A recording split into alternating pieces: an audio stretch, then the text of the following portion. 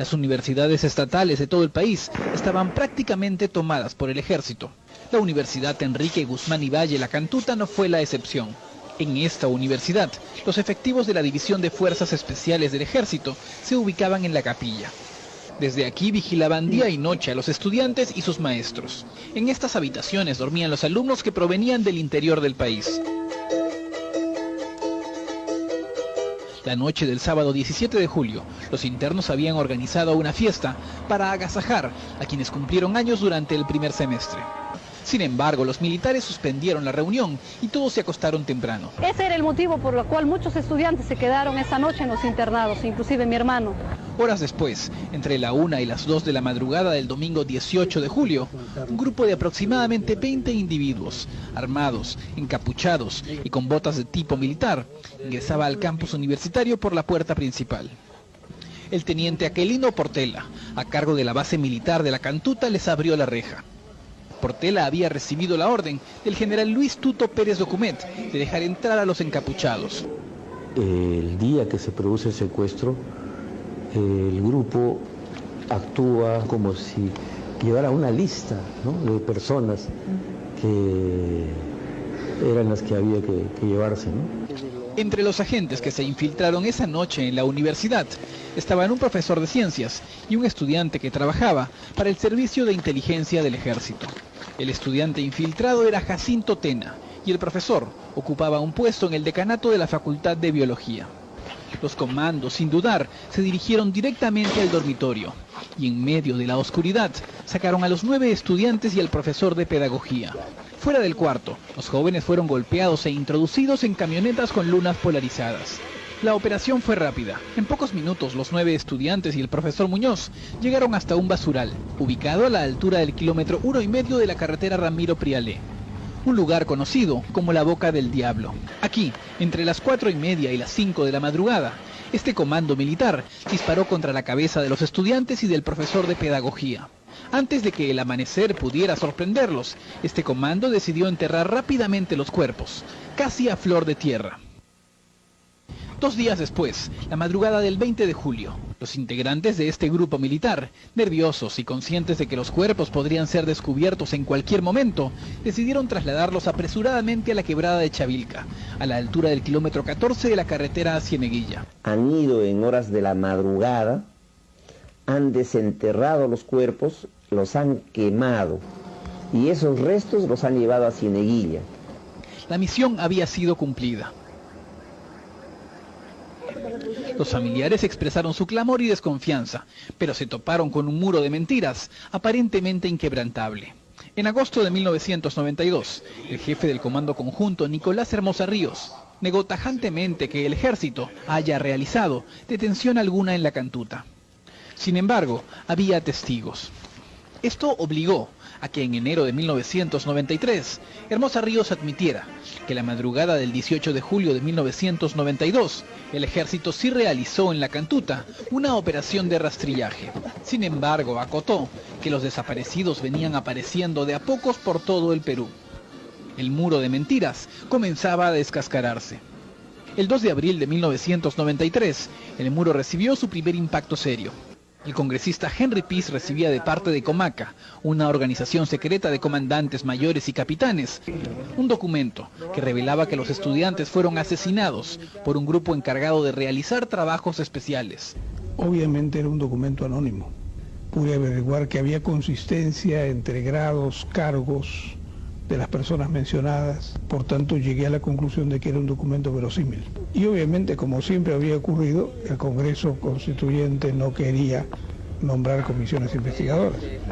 Yo exigí que se nombrara comisión investigadora y dije que si no, lo haría público. Mientras tanto, los congresistas oficialistas Gilberto Ciura y Jaime Freunt no solo desestimaban cualquier tipo de investigación, sino que aseguraban que los estudiantes se habían autosecuestrado. Sin embargo, la comisión investigadora presidida por el congresista Roger Cáceres Velázquez no se amilanó. Hubieron presiones, hubieron fuerzas negativas que trataron de impedir que cumpliera yo de manera cabal mi deber. El congresista Cáceres citó al general Hermosa Ríos 2 veces.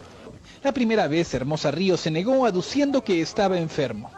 El 20 de abril de 1993, la revista Caretas publica por primera vez la identificación, el organigrama y la función que desempeñaba cada uno de los integrantes del Grupo Colina.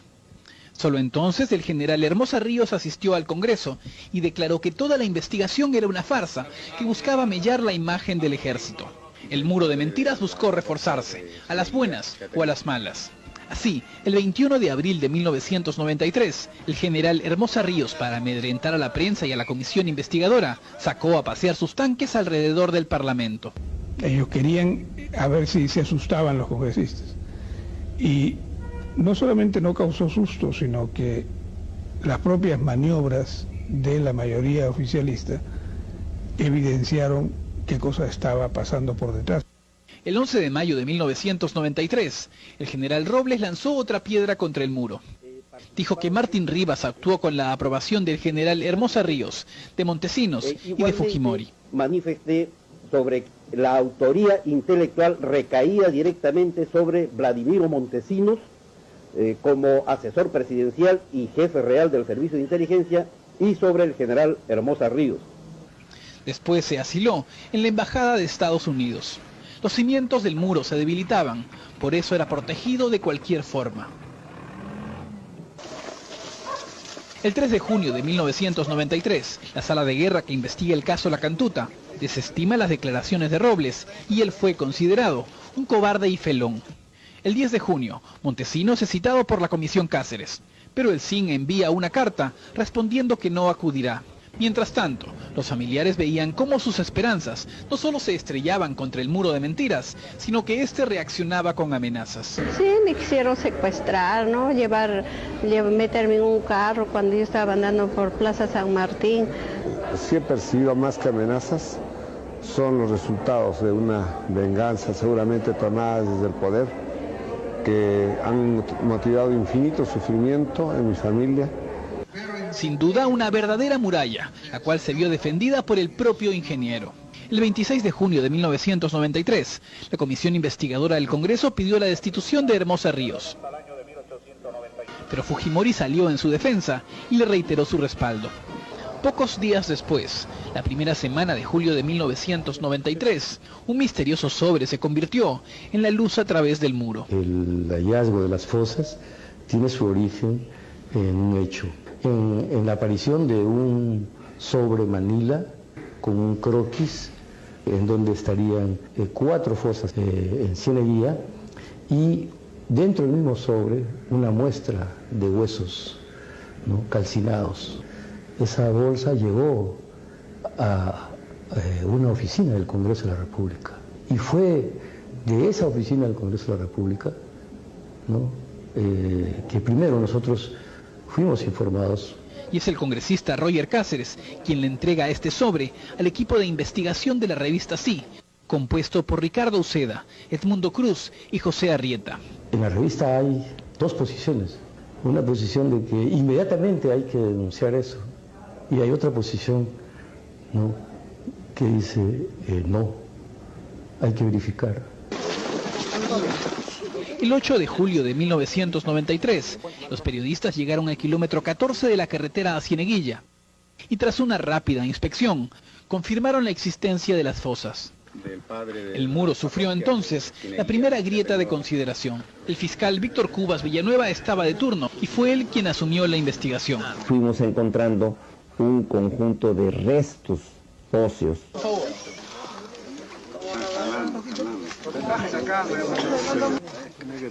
Y se encontró unas llaves.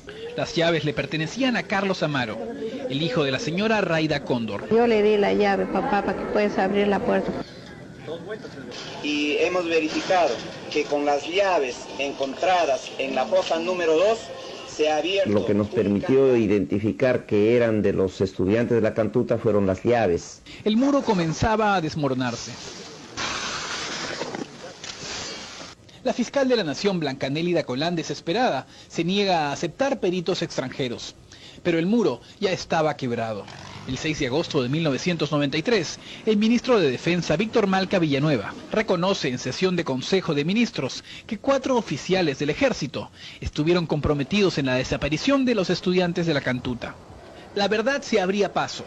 Y el 18 de diciembre de 1993, el Consejo Supremo de Justicia Militar ordena la detención de los 10 miembros del ejército que participaron en la matanza. A los mayores de Ingeniería, Ejército Peruano, Santiago Enrique Martín Rivas y Carlos Eliseo Pichilingüe Guevara. Sin embargo, quedaban los cimientos. Montesinos y Hermosa eran citados solo como testigos. Señores congresistas que estén a favor.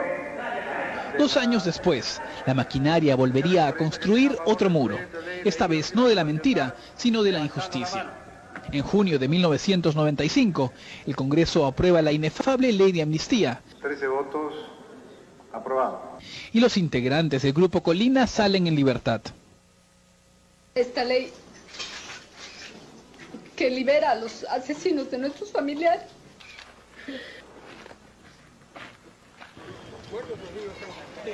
Años después, la Corte Interamericana declaró inaplicable la ley de amnistía. Pero para los deudos, solo habrá justicia cuando el expresidente Fujimori sea juzgado por estos crímenes.